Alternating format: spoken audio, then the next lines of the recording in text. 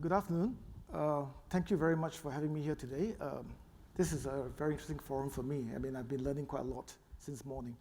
I'll just like to spend a little bit of time talking about what we have been doing in Singapore, and probably the only non-Australian New Zealand participant here. Okay, the digital journey for us is really quite a long one. I mean, we started a long time ago, about 35 years ago, where it's really about automation. It's about putting computers on everybody's desk. And then came the early 2000s, where everyone was trying to put e-services online. The problem is that people overdid it, right? During that time, I think there were like 600 e-services online, and it just doesn't make sense anymore because people were just taking manual processes and putting them online. And then we said, that's not good. So we went into a later phase where we talk about integration. If you really want to put effective services online, you need to integrate. So integration went on. And then we realized that, it's really not about integration, it's also about collaboration with a larger ecosystem, which is not just the government, but the whole ecosystem, including citizens and other companies out there. And then finally, last year, our Prime Minister announced this concept of how do we make Singapore a smart nation? It's about how do we use technology to really enhance the lives of citizens and companies in the country. So the concept has changed over the years, but one thing's for sure, right? What fueled this? What made this happen? We realized something very transformational over the last couple of years, and I think the first thing was that we have gone very much from a government-centric approach to a citizen-centric approach. And it's driven by the fact that government used to know what you want. We give you everything, it's supply-driven. But the supply-driven approach has gone to a demand-driven approach. What do the citizens really want? It's not about what we want, it's about what they want. We talk about process integration, and we found that many systems fail miserably by trying to integrate processes. So the question is not about integrating processes, it's about integrating data as we move forward. I think in the 90s and early 2000s, there are a lot of talks about efficiency. How do we get things to be more efficient? Today, it's not about efficiency, it's about experience. That defines what is good. It's not just about how efficient you are. And in many ways, experience translates into efficiency anyway. And as a government, we struggle. We keep talking about, let's go digital, but there is a legacy which we cannot shake off that easily. So we took a view that we have to adopt a bi-modal approach, legacy and digital. And then finally, web is now passé, right? It's not about web. And we realize it's not just about web, it's a multi-channel. It's about the integration of channels, whether it's mobile, whether it's physical contact channels, whether it's the web. It has to be integrated. It has to be such a way whereby the experience is seamless so that you can decide how to interact with the government.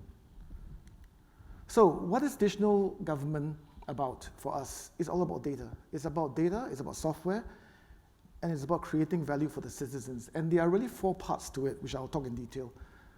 The first 2 things is about experience. How do we enhance experience of citizens, right? In the past, we thought, as we put more and more e-services online, the experience is bound to be good, but it's not the case.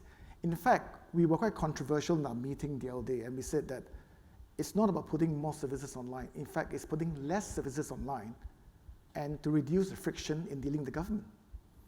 The next thing is about, today the government is reactive. Everybody tells you that there's a problem, people complain, we solve it.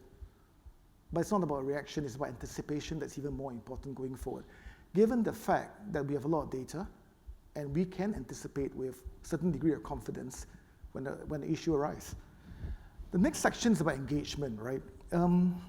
It's about creating meaningful digital communities. The government shouldn't be expected to solve all problems. It's about engaging the right people to help you solve the problem. And digital can help you do that. I'll talk a little bit later on. And finally, it's about bridging the digital divide.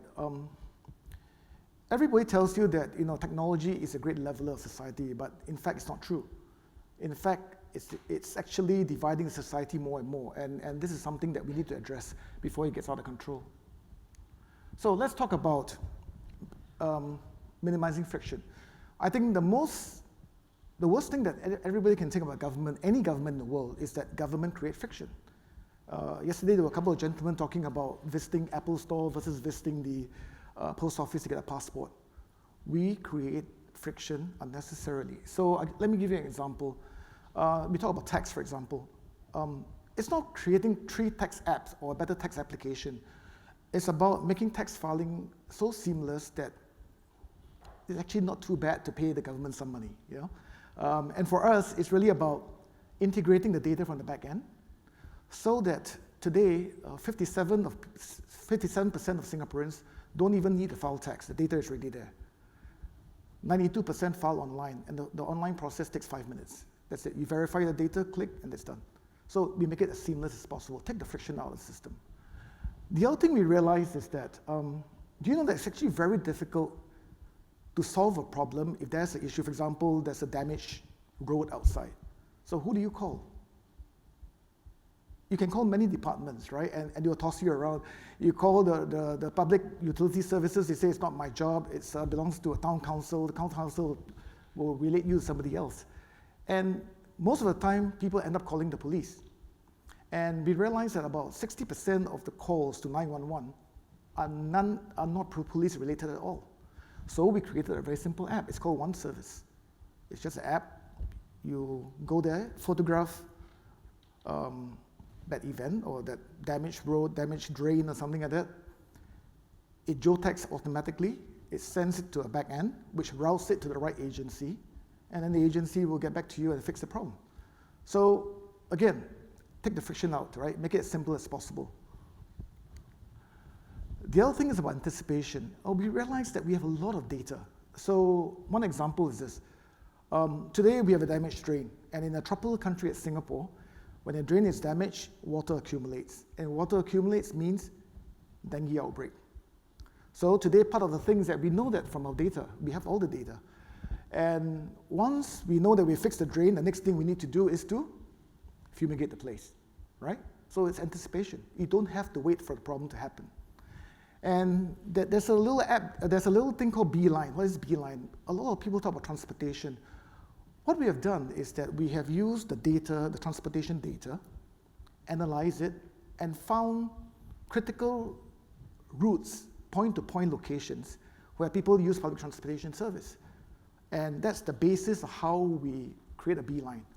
We create bus services that goes from one point to the other point because they scale, instead of stopping at 25 different stops along the way. And again, simple use of data as we move forward. Digital communities. Let me talk about an app that I'm particularly proud of. We created this app called My Responder. It was out of a coffee shop conversation we had with like 5 people, including 2 guys from outside government. We realized that because of the traffic situation in a large city, like any large city, ambulances are taking longer and longer to reach an emergency call. And you know very well, every minute delay, the fatality goes up. If a guy is dying of a heart attack, we need to save the time. So what we did was that we created a simple app.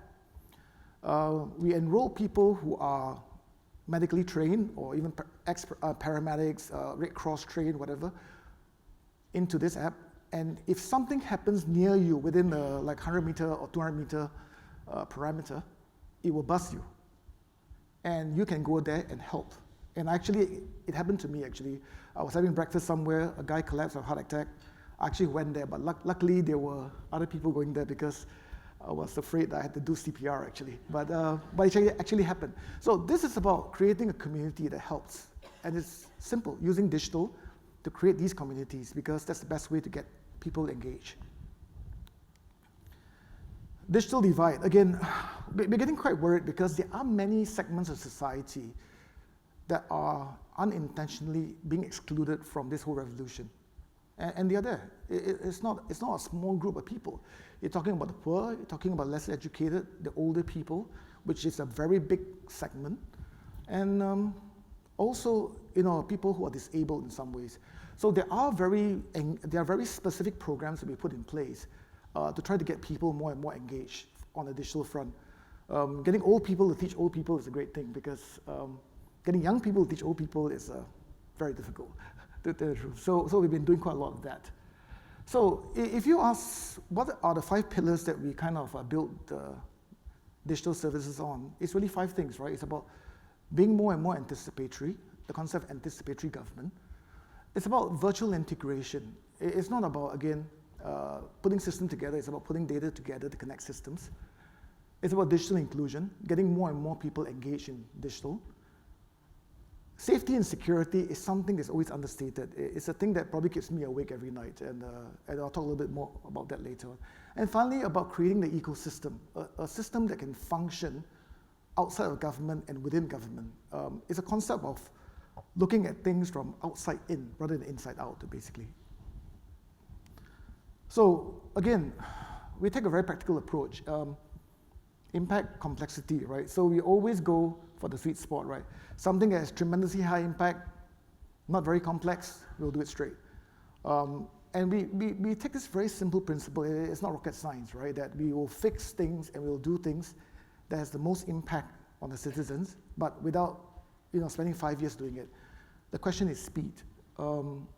We have our own digital team. I built a digital team of close to 120 people from about 7 1 year ago, and we're delivering apps like crazy.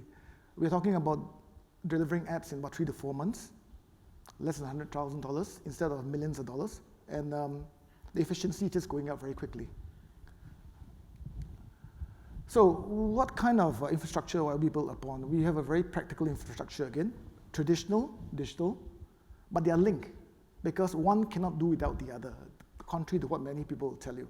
They have to be linked, and they have to appreciate what each group brings to the table. And we use public cloud quite a fair bit because it's cheap, easy to deploy.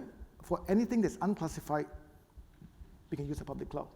Anything that's classified has to go to the government cloud, which we have. And then for the very old, much older traditional system, it has to go back to managed hosting. So it's just a very simple concept that we are pushing forward. So where does it end? Actually, the evolution continues, right? The bi-modality is complex, and it's getting more and more complex because they do feed off each other, and getting the model right is going to be very important to make it work going forward. Safety and security, as I mentioned, is really something that is getting quite scary for most of us who deals with it every day. It's not a safe place out there. I mean, the digital world is a very dangerous place, and many people underestimate how dangerous it is, and we see it with our own eyes on a literally quite regular basis, what hackers can do. And the partnership with industry is very important. It's not just us, we can't do it ourselves. Many people talk about Internet of Things. We're talking about digital, mobile, etc. But Internet of Things is coming up. And again, I just hired a guy to focus on IoT security because it's one area which is so under scope right now. A couple of people visited me just a month ago, and they saw a very strange thing on my television. I had a masking tape on my television. And somebody asked me, why do you put a masking tape on television? I said, well, because if I don't tape the camera, somebody could be watching me instead. And it's true. It's very easy to hack into a smart TV. And that's just the tip of the iceberg.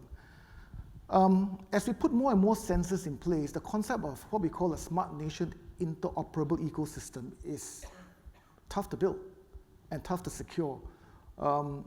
Again, security shouldn't take a back seat. It should take the front seat because as we collect so much data, privacy, data compromise, it's just going to be the thing that we're going to deal with almost every day. And finally, I think one of the challenges that we always have is how do we attract world-class talent back to government? I have to confess, I'm not a government native. I'm a government stranger because in some ways, I spent 20 years in the industry and I only spent 18 months in government. So I could be disruptive because people pardon me for not knowing the rules sometimes. But it's also difficult to attract people to stay in government because the cultures are so different. But we are lucky. We've managed to bring some very good people in, and we will continue to show the example that it can be done. So to answer the question of this session, are we there yet? Yeah, well, the question is, I think we're very far away. So in the great wisdom of Fran, thank you.